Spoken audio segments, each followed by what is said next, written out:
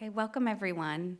My name is Jenny Goldstein, and I'm the Jennifer Rubio Associate Curator here at the Whitney. My colleagues in the Education Department and I are so pleased to have you here for this conversation between artist Natalie Ball, artist and educator Sarah Biscarra Dilley, and performer and writer Andrina Wekontash Smith. This collaborative event has been organized on the occasion of Natalie's exhibition, Bilwi Naats Ga'niipci, which is on view in the lobby gallery here until February 19. I want to thank everyone at the Whitney who worked with us on this show, especially Rose Pallone, curatorial assistant.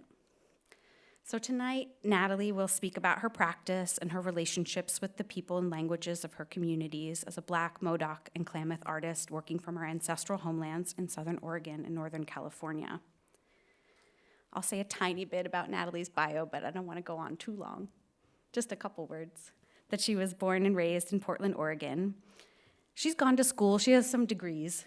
Few from the University of Oregon, another from Massey University, and also one from Yale.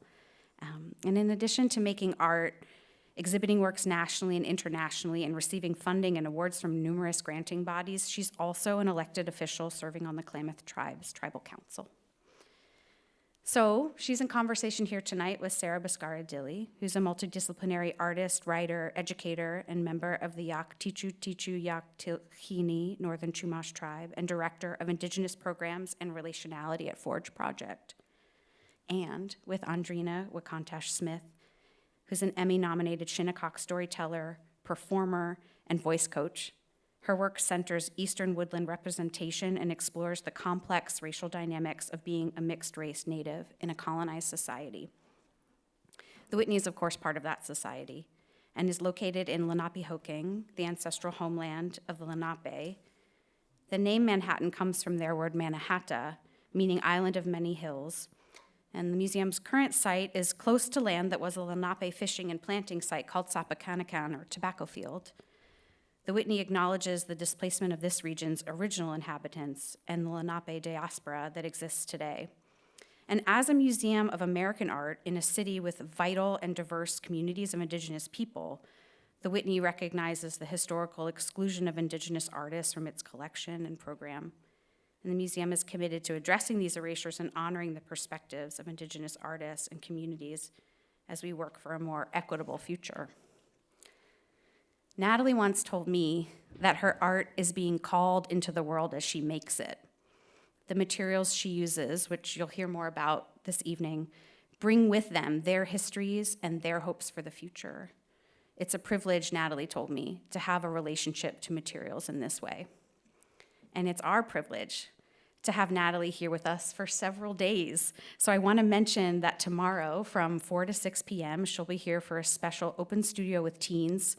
If you have teens in your life, send them here, please. And in this hands-on workshop, the teens will have an opportunity to create work exploring their own identities and cultural backgrounds and be able to share their reflections in a discussion with this artist right here. And then on Saturday, January 27, the following day, she'll be back from 11 a.m. to 3 p.m. for more art making and conversation during our open studios with families. There's more info on our website, and you can come find any of us if you have questions about any of that. And before I hand it over to these three amazing humans, I just want to say to Natalie that working on this exhibition with you has brought me more joy than I could ever express. But I'll try just by saying thank you. And thank you, Sarah and Andrina, for your fellowship with Natalie and with all of us this evening.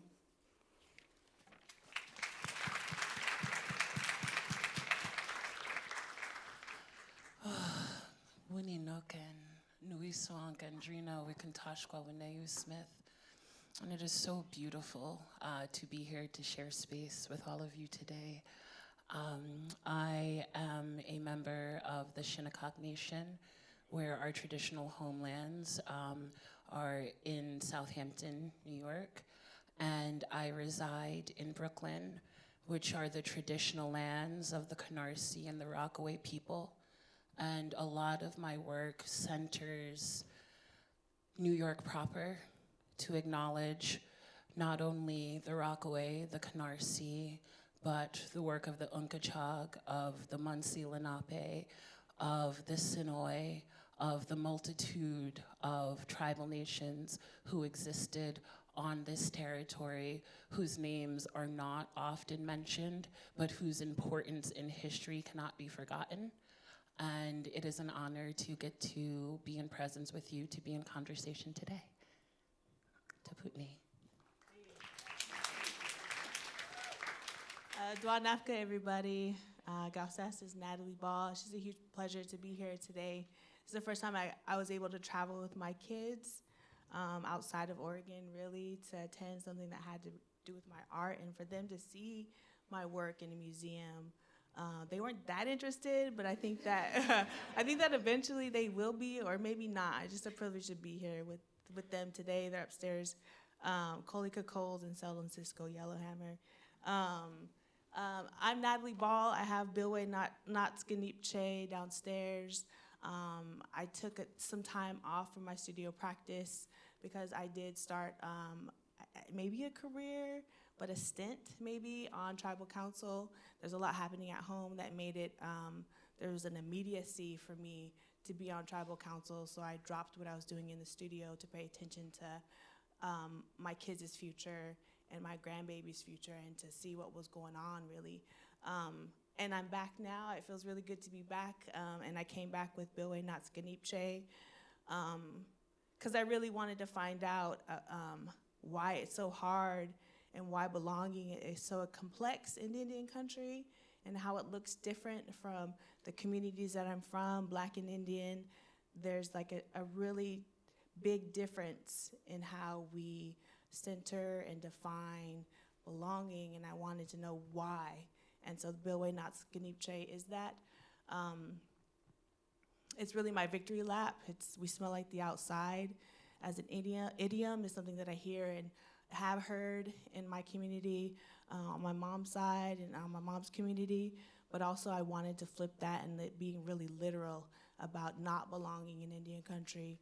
I know where I stand, I know where I belong, but the projections of not belonging and why, it's like really baked in to how we self-determine ourselves, specifically in my tribe, and I wanted to really explore that, but at the same time, poke at it, have fun with it, show itself to itself and to my community, but also do a victory lap. Is like, this is why I'm doing the work for my babies too, but also like, yeah, I'm kind of happy that I'm othered and often don't belong, because it helps me to see and to show our community like where we need to work.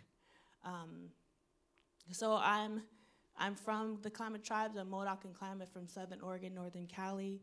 My grandpa and grandma went to Portland, Oregon when our tribe was terminated, and that's when my grandpa on my mom's side is from rural Arkansas, came to the Pacific Northwest, and my mom and my daddy met and had me and my brother. And so my experiences come from that diaspora, that movement, but also it comes from this community in Portland that's within a historically Black neighborhood, but within that is really dope is when our tribe was terminated, we had a community within that community that was just really vibrant, and it was just popping, and it still is. A third of our community, our tribal community, still lives in Portland in that area.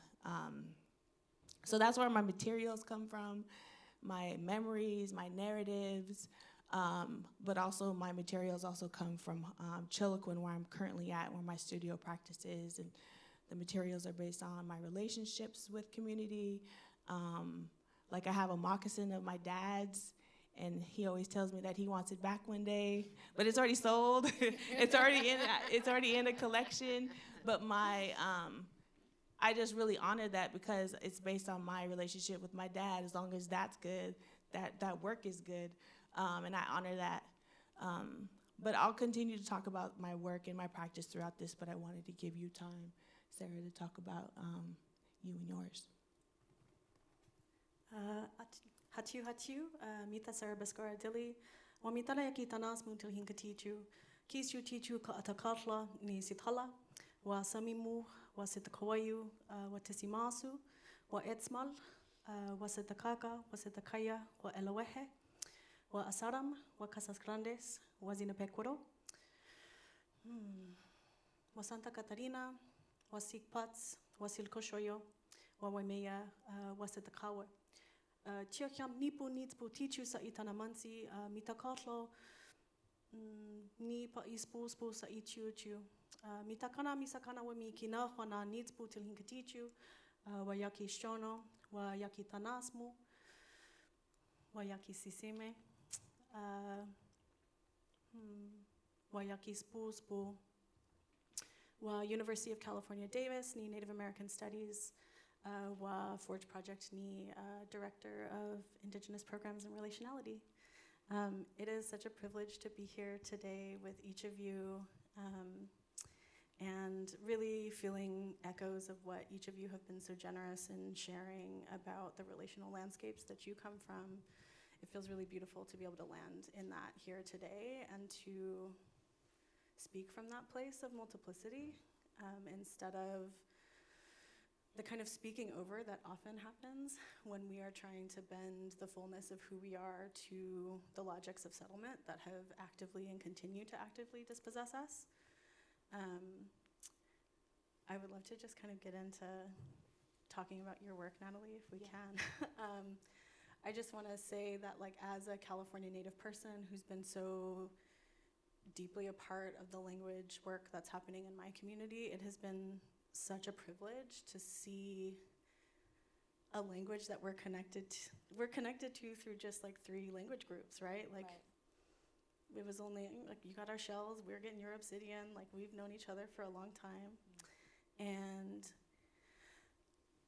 thinking about how impactful it is to walk into an institutional space like this and see language, to think about the ways that institutions have been and continue to be implicated in the dispossession of our people, of our languages, of our ways of being, and really thinking about the power of your work as a mirror, not just into your own experiences and the experiences of your kinships, but also to the active dispossession that's happening in the world today, thinking about the dispossession that is actively happening in Gaza, thinking about the dispossession and the theft of material, cultural, and immaterial items that are happening right now through violent incursion, through the mining of, you know, spaces like the Al Isra University, whose museum was robbed before destroying the entire space, and thinking about what a heavy mirror that is for the things our communities have lived through, and why the weight of seeing your language in a space like this is so intent. I'm curious if you can share a little bit about why the use of language was so important to you in this work and how it connects to the ways that you're thinking about material practice. I know we've shared some about the ways that our languages are living. They're verb-based. They're talking about action and movement in the world, and I would love to hear you talk about how that is like echoed in your work. Yeah, thank you. It was a petty move at first. It was like, well, it was like petty move in the studio. A lot of my work and materials come from that space because I'm really frustrated, or I'm angry, or I feel a certain kind of way, but it often doesn't end that way. So it was like, well, if you're gonna make me feel like I don't belong here, I got your language. I got our language, and I'm gonna use it, and I'm gonna use it in a way, and I'm gonna throw it back in your face. But at the same time, like, the language is being connected to the territory, is being connected to my kids, it's in their names, it's knowing what we're eating through language, and it's just kind of a flex too, because now we have a fluent speaker, and I worked with Joe Dupree, and our language was asleep for a really long time, and now it's awake. And I'm like fetus level understanding the language, but Joe Dupree is he's a fluent speaker, so I worked with him and collaborated with him to bring that here too, because I wanted to see that, and I wanted that to be archived in this museum, and for my kids to be able to see that. So it started out as a petty move, but it really means a lot, and I think it is a flex, but it's a flex of like just really honoring all the work that people have done to wake this language up and to keep it alive. So that's where the language is coming from. And it's fun. Beatboxing, they compare when the language started to wake up, it's really like a beatbox. It's how we form the language in our mouths and how it comes out. It's really like a beat rhythm, and so it's fun to know, it's fun to use, and I feel like it's just really beautiful. No.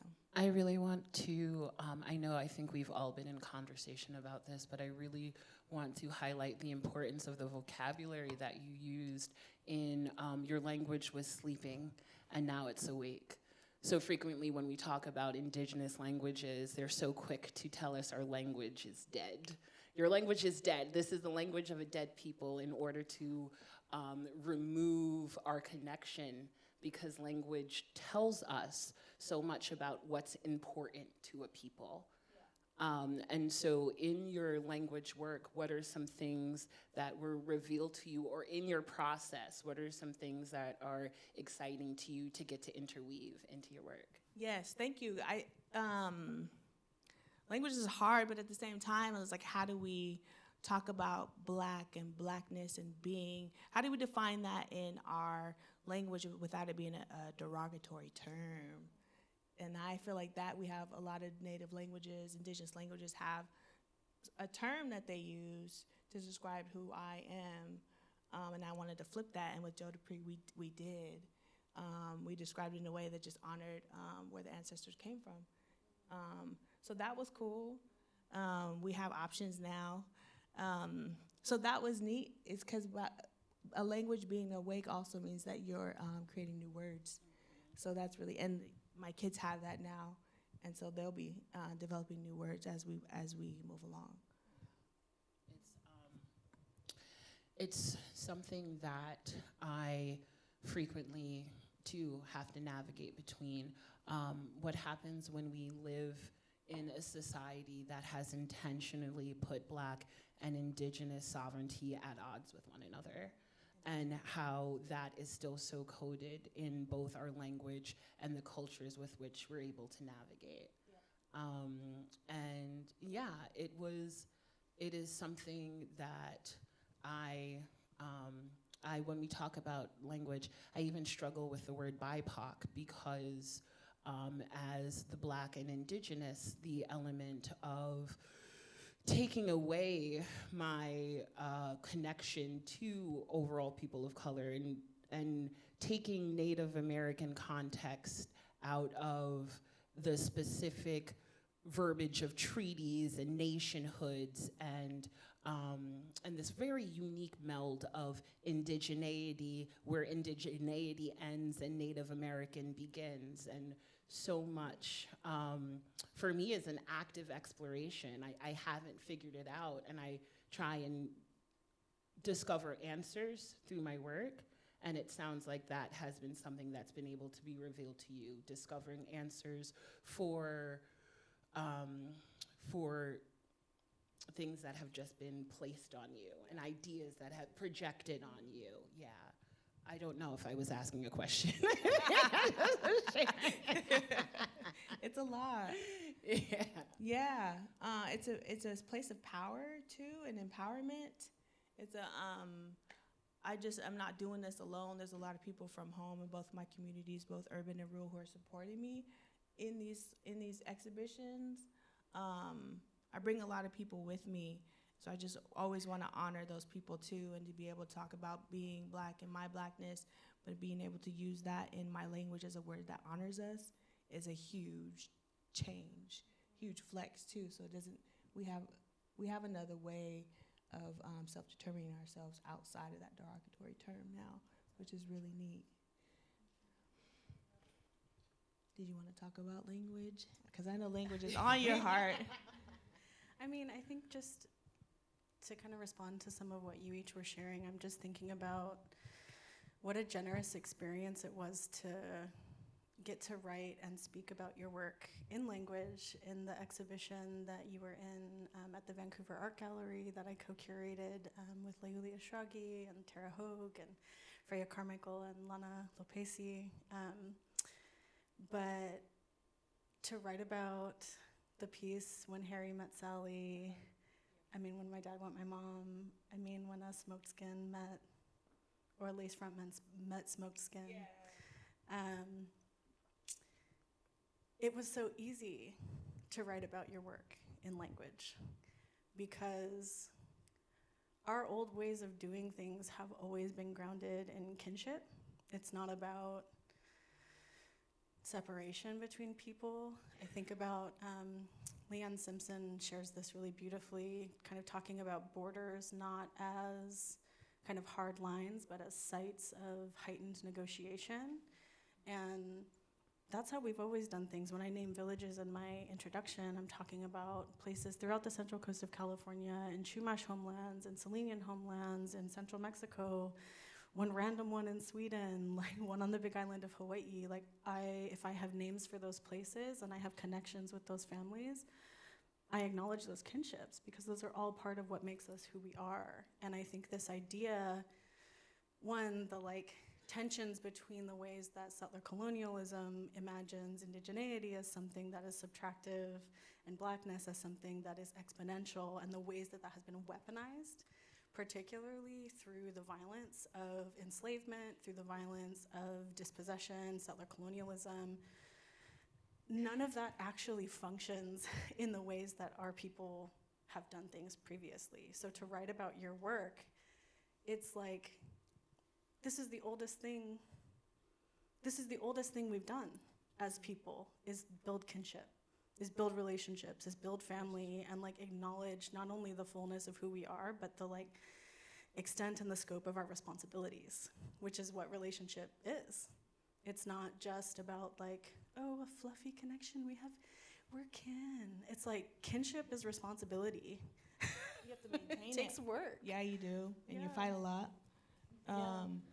But also, like, I just feel like, in my experience being from a tribe who's federally recognized, a treaty tribe, how we self-determine ourselves through blood quantum, who gets access to language? And I feel like blood quantum is inherently anti-Black, and it's inherently anti-Indian. Like, for me, for my tribe, and how I see how we are self-determining ourselves, that's exactly what that is, and that's how it's baked in to how we see ourselves and how we determine ourselves. And at the same time, like, I love where I'm from. I love my people. We're crazy, wild, and beautiful, but there's some things that are just not, it's not it, and it needs to change. But also, it's just really, I just see it as a beautiful thing to be able to acknowledge all of who I am, because I'm expected to have my indigeneity compromised when I claim who I am as a Black woman. It's always a compromise. And it happens in Indian country, in the art world, even more so, I think. So I've had a hard time in the art world, in the contemporary Native American art world, coming up because of that. And so I continue to claim it. I continue to be all of who I am in these spaces. When they just want to know my tribe, I was like, no. I'm from Arkansas too. I'm from the Pacific Northwest. I'm from Black community. I have a Black mama. And these are my experiences, so I include that in who I am, because they just want to know my nation in a lot of these spaces. So and I think language is cool too, because it's not only English I could use, but I can also use the language that's also trying to exclude me. So, you saying that brings up for me a conversation that I've had frequently with Sarah, and what it means to be a part of one of the largest urban indigenous communities in the country, and to not feel comfortable, or only very recently comfortable, with presenting as a Native scholar or a Native artist, because it was like, can't we get somebody light-skinned? Can't we get one of the people with their hair to their ass? And I'm like, yeah, you could, but they don't know what they're talking about. And not saying all light skins don't know what they're talking about. Love my light skins. Go ahead, team light skin. But the challenge there has been one of not only facing settler colonial oppression within these systems, but then also, like you were saying, oppression in Indian country. Yeah. And just how that impacts the stories that get to be told, and whose version of the story gets to be carried. Another conversation, I'm sorry, I didn't want to interrupt you if you were gonna, but another conversation that Sarah and I have, and then we also had on the phone, is regarding Lenape hooking. And it is one that I dance around with humility and love, but one that the term Lenape hooking does not include all people in relation. It does not include all of the members and distinct political alliances and familial alliances and organizations that existed on this territory prior to the arrival of the Dutch and the British. Like, we often think of the story starting there, when the reality is this was an existing plane for thousands of years prior. And so why did I go off on this tangent? Oh, because of the pushback that can happen when there has been an established idea by what primarily white institutions can set as Native, and what can be deemed as worthy of being show-worthy. And the things that fall through the cracks or are omitted to have this false idea of what presenting in the truth of your Native artistry looks like. Yeah, I agree. Thank you for clearing that up. I just feel like I totally agree. And like, who gets to be Indian in these spaces and whose work gets to be sort of highlighted, and always having to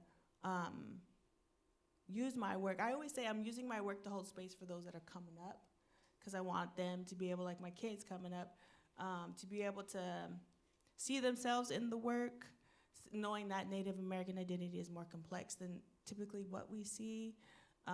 We're not a Buffalo tribe right now. Buffalo are coming back home. We're not a teepee tribe. We don't have these sort of stereotypes attached to us, even though they're projected on us. But I want them to see a different kind of Indian, what Native art can look like, but in holding space for them to let the institutions know that a really dope generation is coming up. And I also don't think they need me. I think they're gonna be just fine, but I just want the institutions to know that they're coming, and to hold a certain kind of space for them, because Indian looks different for me than maybe what we're expected to see. What we see in Santa Fe is different than what we see in like the Ida George collections. So I just want to hold that certain kind of space for our complexities to come through and be able to challenge what we know as to what we think we know what Indian art is. So hopefully it's doing that. Oh, it certainly is. It was so exciting the first night coming to your show. And I'm like, look, it's a contest number on artwork. This is amazing. Yeah. I mean, what I'm thinking about hearing each of you talk is also kind of pushing past these conversations that stop at what is legible. What is legible to non-Native people, what is legible even to other Native people who have like completely different political, social, and spatial contexts. I feel like if the conversation stays there, if that's the intent of our work, like we don't actually get to participate in the world building that I know so many of us are at the edges of, that are advocating for, that are participating in ways that are really intimate and unseen, and ways that are like very public as well. Like all of that work is needed, but the thing I always come to, and I heard this echoed in what you were sharing, is like, if we're constantly turning back to the moment of violence, which settlement, which is an ongoing structure. I always think of what Leonie Piama said once to a graduate scholar I heard using the term post-colonial, like peppering it through a conversation in a Q&A.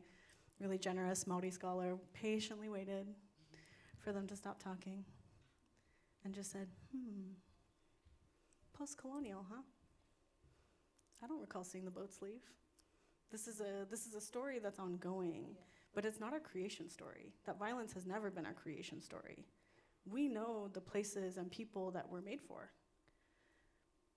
Why is that not, I mean, I guess this is what I constantly turn back to, is like, that's what the work I'm committed to is in service to, whether that is my kinship area, whether that is my family, whether that is my language community, whether that is the extended networks of kin that we build through like landing in relation like this. I think about, you know, Andrina, you were one of the first people that I hosted when I started working at Forge, and it was just such an immediate like, oh, like, not only do I like feel a resonance with you, it's like we know each other. Like, we come from coastal people, like we roll out, like we know, we come from hosting and visiting cultures. Like, this is the oldest thing. This is the oldest thing.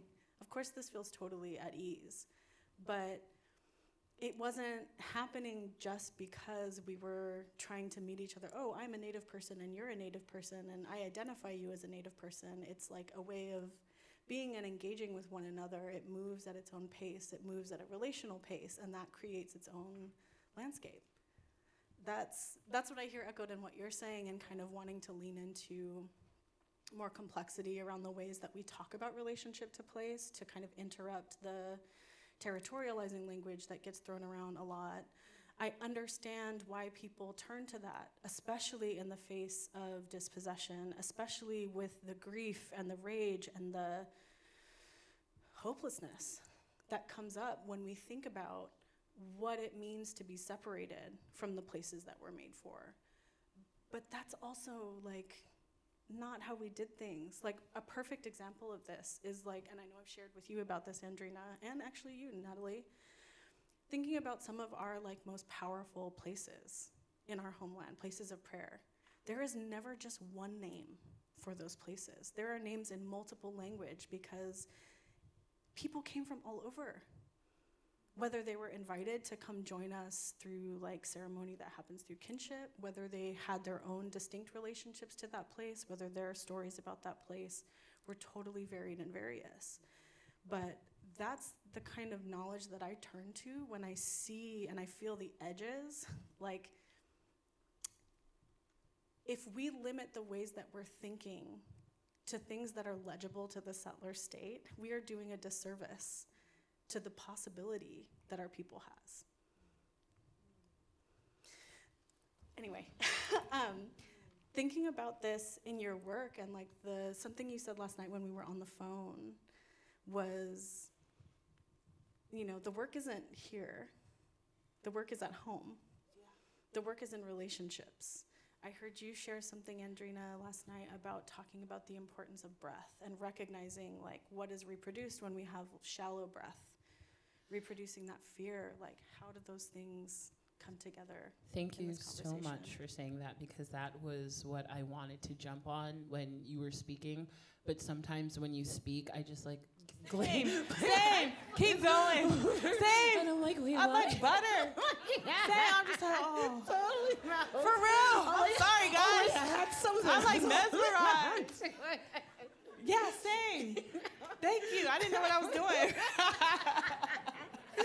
So just thank you for knowing that that's an effect you have and helping Like, me. you're just glowing, and like your earrings. like the and I'm earrings just like, and God, it's like texture happening, and your ring, and I was like, golly.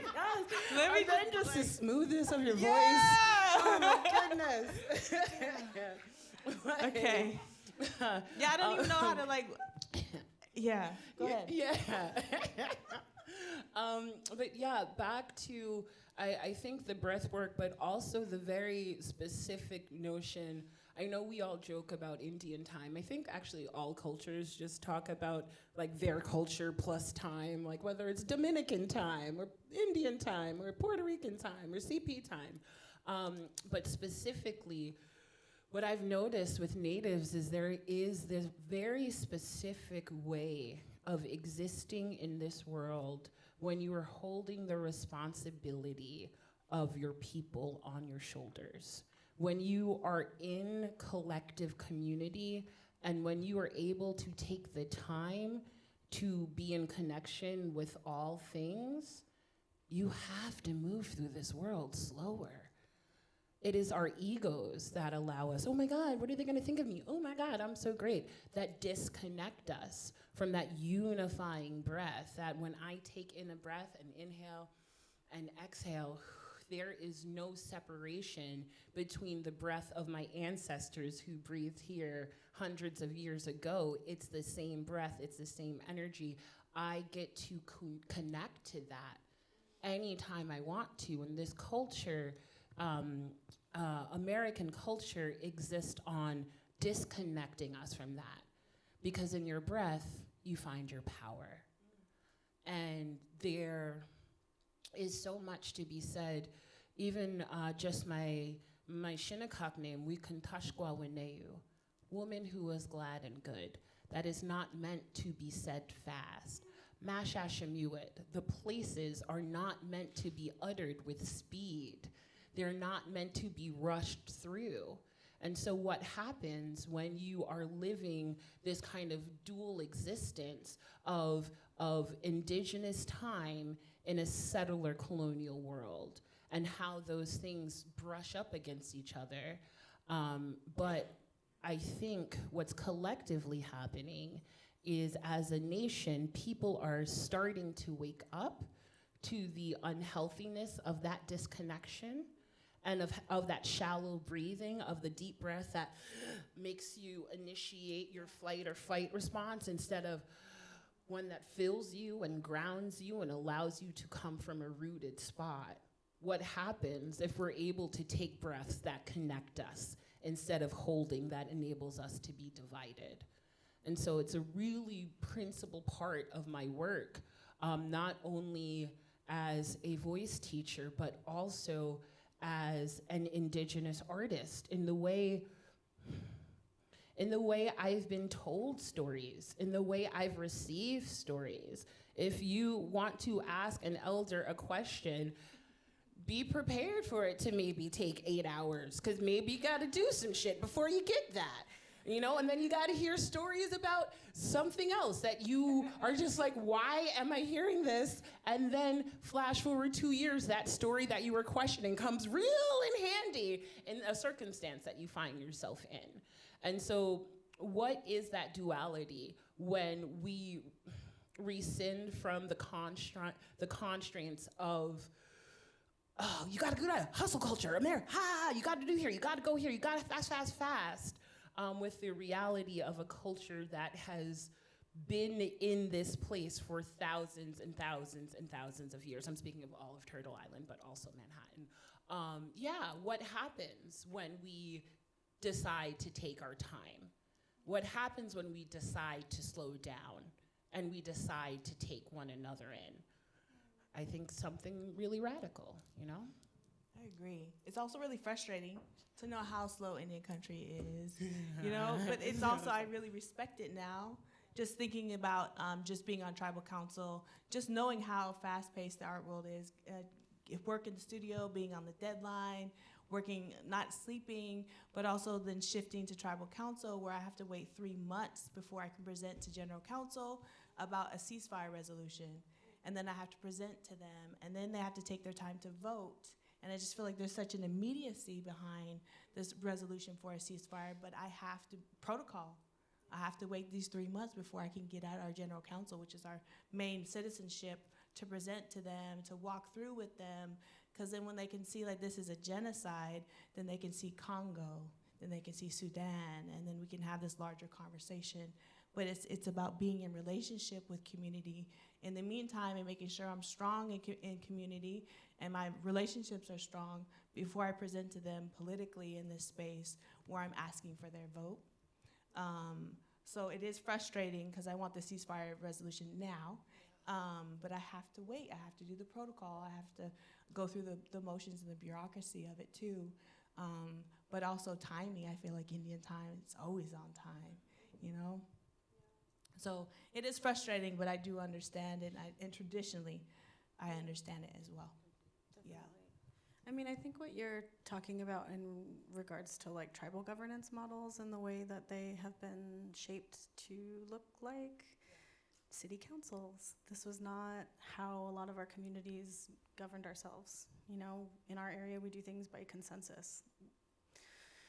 That takes a long time, especially when like we're people who are really chatty, who are really passionate, and who like will get into arguing with one another. Like we'll go for it. Sometimes you have mediation from one person. Sometimes you have to call in a group of 20 people from throughout the Confederacy to come mediate.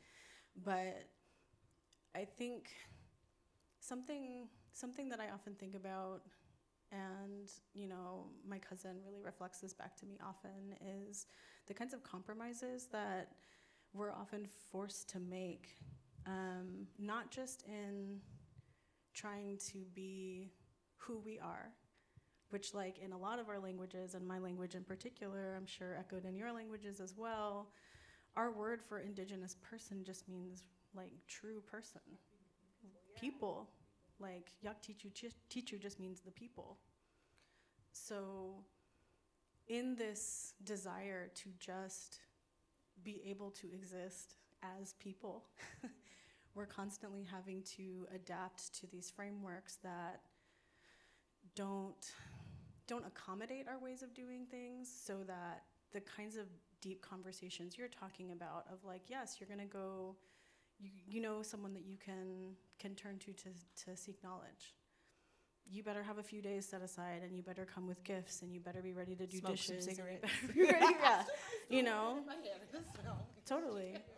You know, like it's hard to bend time in the structures that we have to move in now to be able to do that, but it's so critical. So I'm curious, like, what each of you do to really maintain that space, because some of it is just like being staunch. You know, even in what you were sharing earlier, Andrina, as you're talking about breath, I'm thinking like our word for to breathe, stiashla, literally means to live, to breathe, to exist. This is something you see in lots of other communities. Like, we just want to exist. Yeah. How do you make the space to do that? What do you do to tend that for yourself? What do you do to facilitate that space for the people that you love and you have responsibility to? Well, I was fist fighting all throughout my 30s. So I used to hold boundaries with fist fighting, with like, you know, holding space, knowing that I can box, I can throw hands in my tribal community. And I was like, man, after I got out of my 30s, like, I'm too old to fight. I shouldn't be fighting. How do you hold boundaries without fighting? And this is real talk. This is like how it really is. And at the tribal office, it was like, no, like for real, not even just like pull up at someone's house. I just did a lot of work on boundaries so that I can feel safe and find some sort of joy and peace at home, knowing how violent it is at home, and establishing boundaries that keep my kids and I safe. So I had to really work on that, and verbal boundaries and holding boundaries, and being in community with boundaries. That was really hard because I never learned that before, because it was always just like fight or flight, really. But once I have that in place, which is in my 40s now, it's a beautiful place. It's a beautiful way to exist in community when I can like uphold my boundaries and have people respect them, and then I can have a real relationship outside of that. It's really refreshing. So that's what I do to exist in these spaces. Did you want to go? Yeah, but also too, going off of that, it is, I think it's also hard making a transition outside of a culture where sometimes just punching somebody in the face is what needs to happen. And then recognizing that in mainstream culture that might not be the approach. So yeah, no, I just sympathize with that. But I think for me, one of the most important things was recognizing that I did not fit in the system. I tried, and it just didn't work.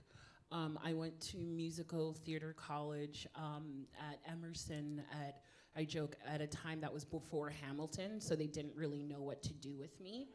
And so I started to audition, and then just realized that this is not satisfying. This is not satisfying me. This is not satisfying the work I want to do in the world. And so I really started using storytelling as a first healing modality.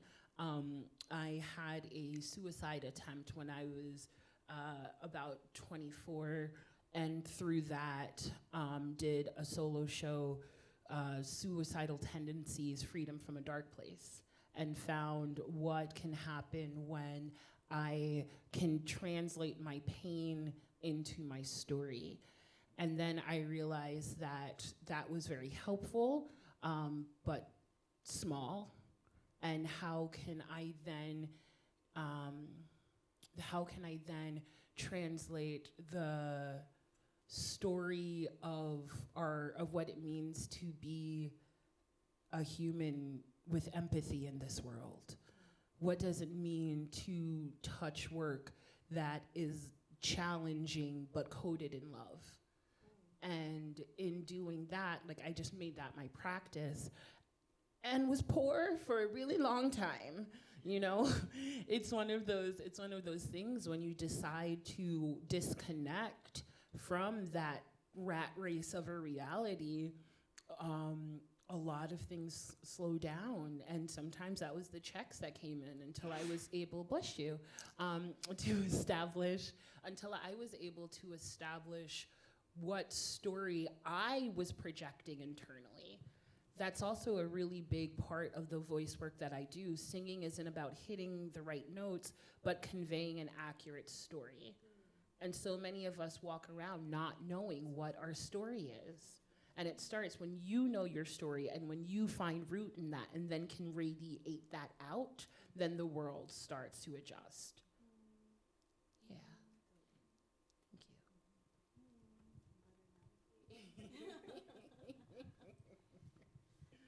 We were on the phone the other day, and I was just like, ooh, and all of our voices are so delicious.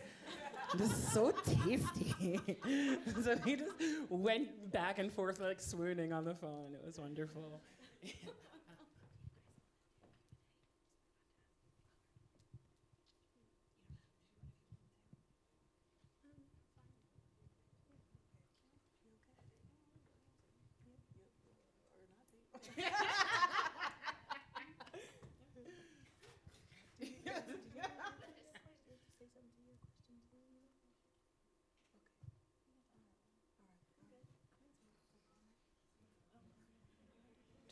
We were thinking about doing Q&A, cause we Just we invite have you guys into you our want to talk about conversation. Candace? How Candace shuts it down.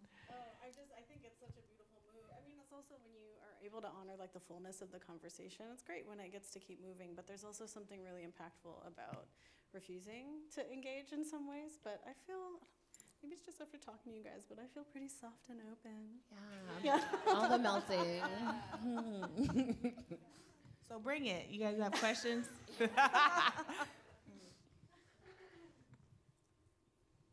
Well, first off, yeah, it's a Brian Young in shit, touching Schligo, and stuff like that. So I just want to throw that in there. So there are 4 distinct native languages that were spoken in this room tonight. That is something very beautiful. And what also is very beautiful is just your words. Like, thank you so much for inspiring such beautiful thoughts and very, very complex topics broken down. It was an amazing treat to be able to hear your thoughts and processes. So my question actually is to all of you dealing with post-colonialism, and I love that thought that you said of like the boats never left. I'm like, wow, that's impactful. So when we are entering, we as Native people are entering often white-owned and operated art spaces, how do you encounter, or how often do you encounter performing for the white gaze? And how do you navigate that? Because a lot of times as Native people in creative works, a lot of our narratives are often filtered out to only incorporate Native narratives, i.e. having the white savior.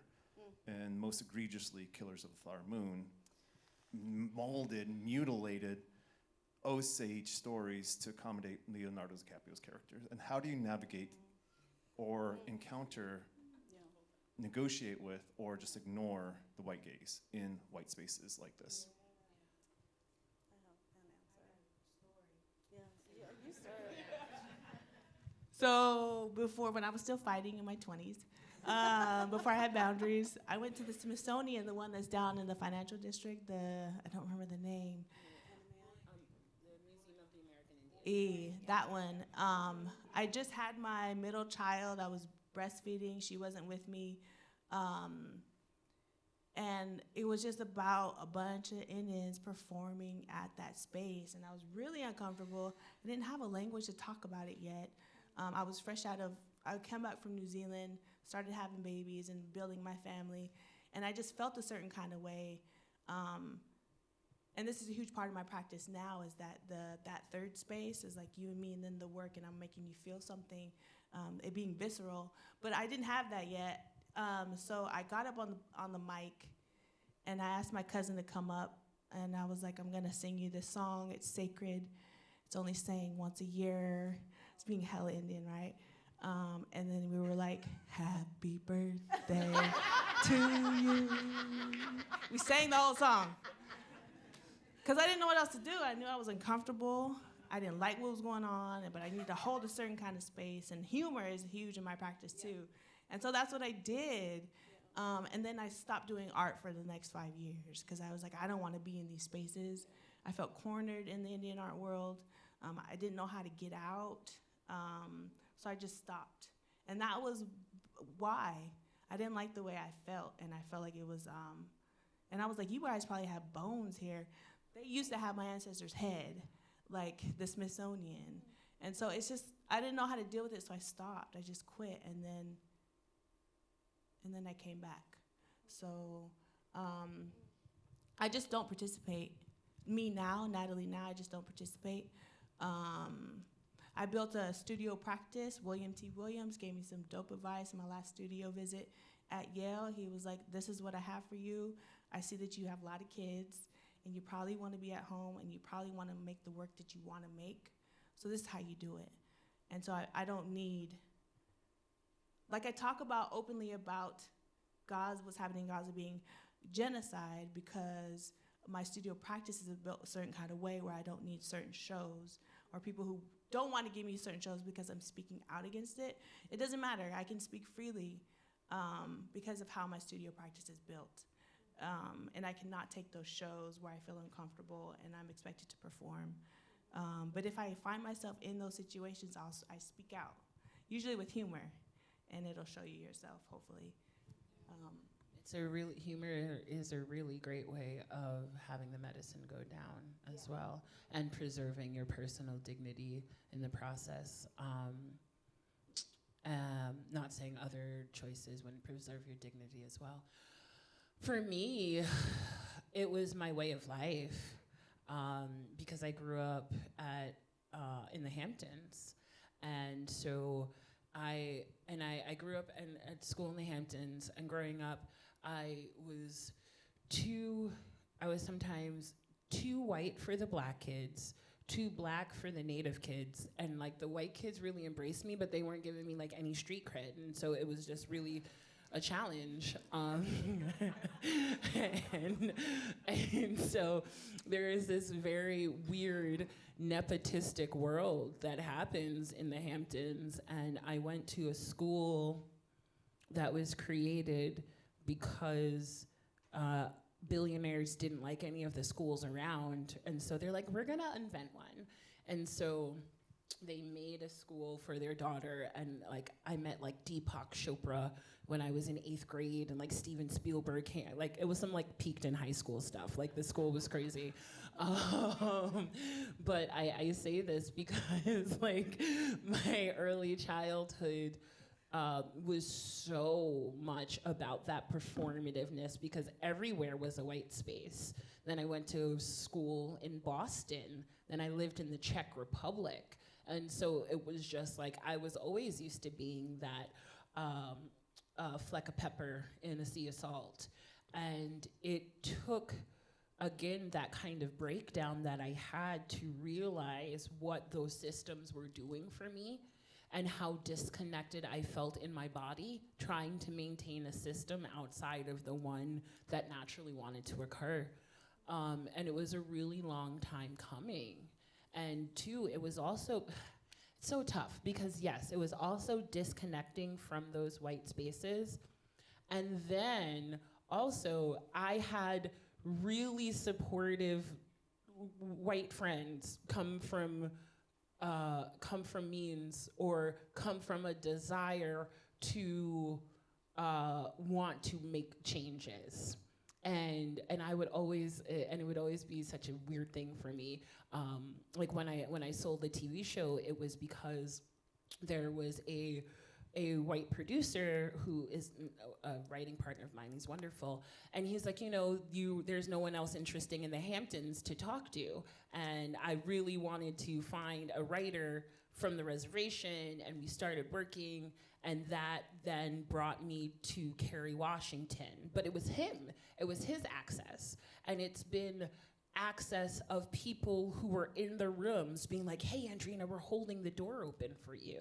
And it creates this very interesting juxtaposition when I'm like, oh, the white man, but also thank you, Austin. I don't know. How do I hold space for these very conflicting sentiments? And I think being able to hold space for all of those conflicting feelings as you navigate them is a really important part.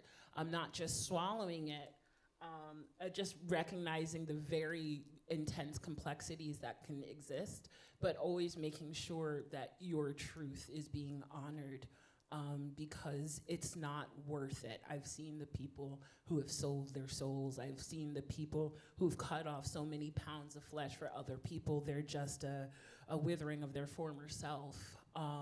So yeah, just understanding that as humans, we can hold multiple truths in our body at once. And I think that that is a reality when interacting with PWIs.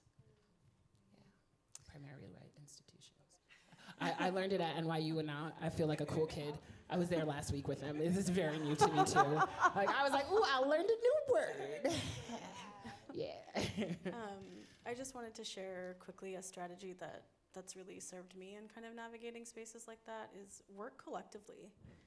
It's really easy for ye old institutional gaslight to thrive when they're talking to one person, but if they're working with a collective, there are witnesses, there are more people to say no. Like they might not be as intimidated with one Native person saying no, but when they have a collective of 5 to 7 telling them no, they have to listen, and we get to support one another in navigating those spaces. To me, being able to move in that way has made access a little bit more palatable, not in the sense that we necessarily need to depend on spaces like that to do the work that we're doing. I think part of working collectively is also maintaining spaces of intellectual intimacy where we can have the depth of conversations that need to be happening instead of constantly having to give colonialism 101 to a non-Native audience that, quite frankly, has a responsibility to educate themselves on the history that is of their own making. We come from distinct histories and distinct peoples. We deserve to tend that with the depth and care that has allowed our survivance. So that would be my advice in navigating those spaces. If you are working alongside other people, and it doesn't just have to be Native people, it can be other people who are committed to lateralizing spaces, to working alongside one another, to dismantling structures that continue to dispossess and truncate the depth of knowledge that we are able to engage. Like, we have each other.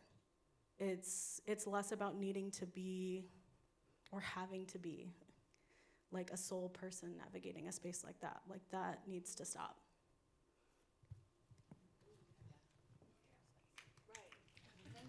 Yeah. Wow. I feel so lonely. More questions? Thoughts, general concerns?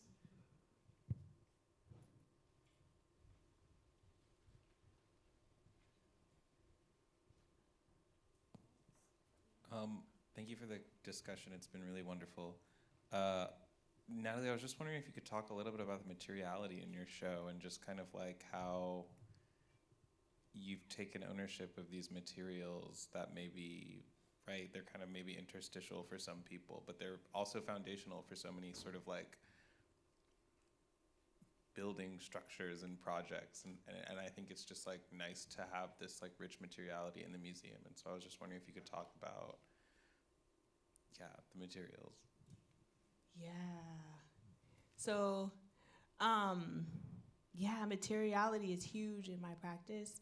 For this work, Bilwi Naats Ga'niipci, I wanted to quilt. It started with wanting just to quilt these Modoc War, these newspapers that were covering the Modoc War from 1872 to 1873. I just wanted to be done with them. I've had them for a while. I used them in an exhibition. I just feel like they were just haunting me a little bit, and I'm always expected to use that sometimes as a way to use violence, right? It's trauma porn in my practice. So I wanted to do away with that, but also like rip it up, tear it, shred it, sew it back together, leave it hanging, not stabilize it, and to be done with that.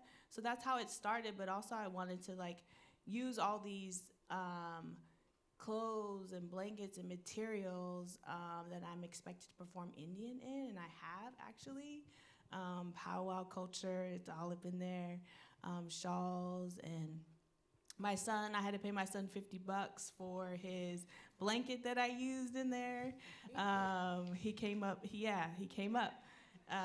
So his blanket is in there, but also like just thinking through how we're expected to perform Indian it's all in here, even as a child. So having the baby board piece, which his blanket is on, just thinking about how even then we're expected to perform Indian, and we're given these like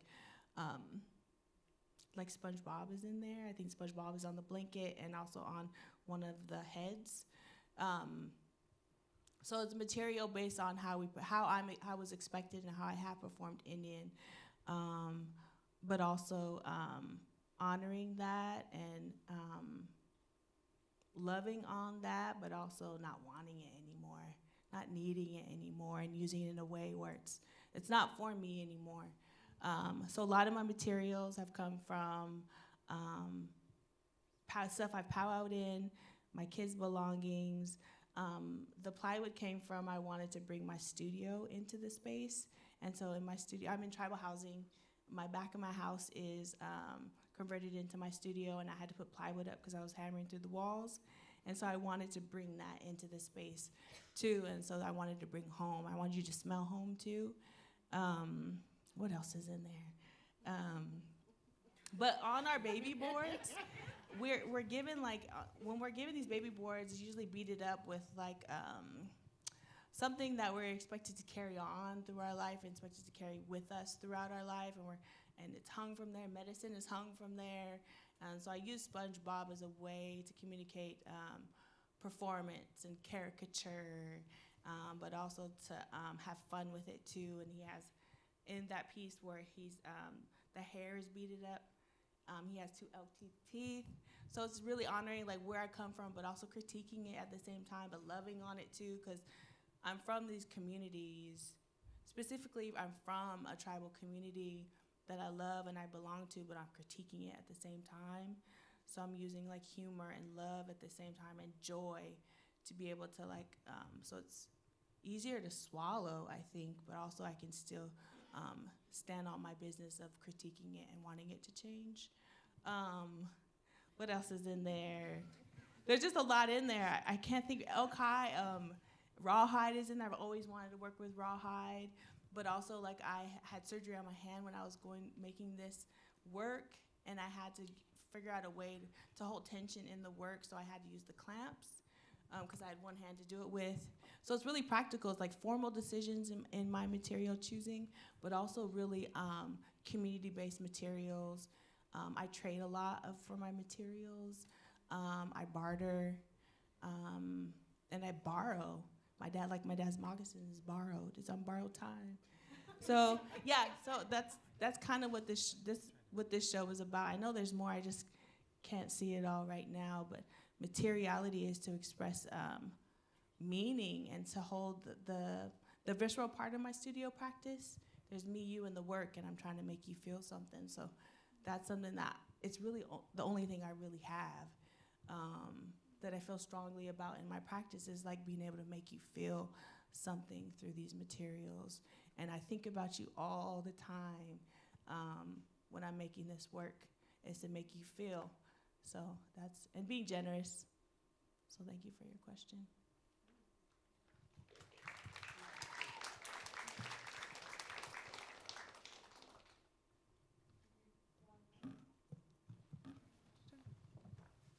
Okay. Can you hear me? Sorry. Hi, Natalie. Finally meeting you in person. I was been a fan and been following you since we had a show together at the Bemis Center in Nebraska for the Modoc show. So I was really excited to hear what you have to say about the work. I'm always been in awe of your materiality and your use of sacred geometry and the patterns of visual material culture. My real question is, because I'm also a mom, was there like I don't know, how was it for you to just claim and desire to be a mom and continue to want to be a mom among all of this? I mean, it sometimes feels like a conflict of interest to want to be an artist and want to be a mom at the same time. I just want you to speak on that a little bit. Well, I leave them a lot, my kids. No, I have to leave a lot. I chose to leave them when I went to Yale. I knew that it was 18 months. Came home a lot, got a lot of scholarships so I could travel back and forth. I don't know, and I also wanted to put them in the forefront. I wanted people to know that I was a mama too. In my practice, I felt like that was really important. I've been a mom since I was like 17, 18, so I really had no choice. I don't know, I just feel really, it's a huge privilege to be a mama. I just feel like and to give my body to that too, and to have the materials in my home that relate to that, and then I get to bring that into the studio, and then to you in these spaces. I don't know, it's something that's really sacred to me, and that I'm really proud of. So I just want to carry it. I'm not sure how else to answer that. It's just something that I've always been, really, and I want one more. I don't know.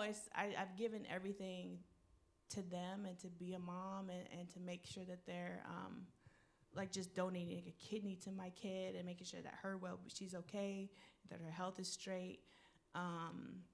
It's everything is for them, and I believe like this work is for them too.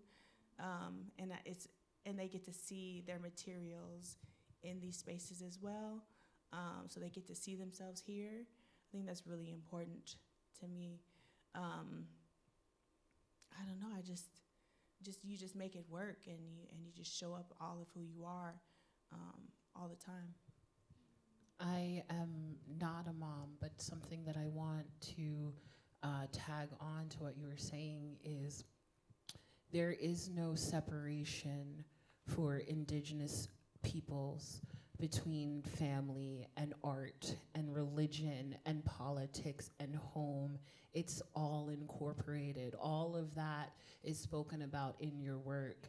And so there is no separation between mom and artist. It all encompasses Natalie. And I think that you present all sides of yourself so beautifully in your work. And it's just been such an honor to get to witness. Yeah.